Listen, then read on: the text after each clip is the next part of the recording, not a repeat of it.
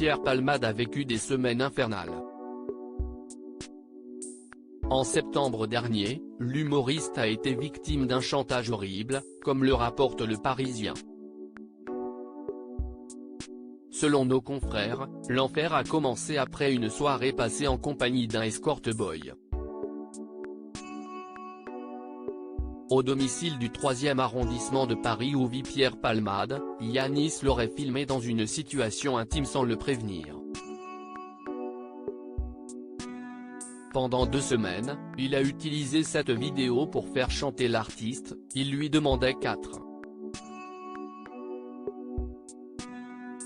€ pour supprimer ces images. Il menaçait alors Pierre Palmade d'envoyer cette vidéo à des contacts téléphoniques. Si est-il le début du commencement, si est-il qu'un petit avant-goût des 48 heures, débloque mon numéro si tu veux discuter calmement, lui a-t-il envoyé par texto en septembre dernier, toujours selon Le Parisien. Face au mutisme de Pierre Palmade, le jeune homme de 28 ans aurait contacté son ex-épouse, Véronique Sanson. Consciente qu'il se passait quelque chose d'anormal, la chanteuse a donc téléphoné à l'humoriste en lui expliquant avoir reçu un appel étrange, celui d'un homme qui avait connaissance de cette vidéo. Il aurait expliqué à Véronique Sanson être prêt à la supprimer si le comédien acceptait ses conditions, ce qu'il n'a jamais fait. À la place, Pierre Palmade a préféré contacter la police.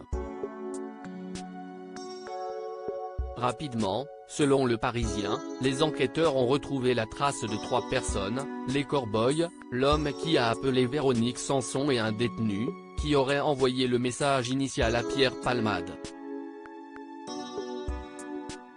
Après des semaines à chercher la trace de Yanis, ils l'ont retrouvée. Pierre Palmade, quand se déroulera le projet de son maître chanteur? Ce lundi 16 janvier, le maître chanteur a pris un train pour revenir à Paris où les policiers du 1er district de police judiciaire l'ont arrêté, dès son arrivée à la gare de Lyon. D'après Le Parisien, il était déjà connu des services de police notamment pour extorsion, abus de faiblesse et violence. Selon les informations de nos confrères, en garde à vue, il aurait partiellement reconnu les faits tout en assurant n'avoir pas demandé une si grosse somme à Pierre Palmade. 2 jours après son arrestation, ce mercredi 18 janvier, Yanis a été présenté au tribunal de Paris où le juge lui a annoncé son procès pour chantage qui se déroulera en avril prochain. Reparti libre du tribunal, l'homme qui a essayé de soutirer de l'argent à l'humoriste a tout de même été placé sous contrôle judiciaire.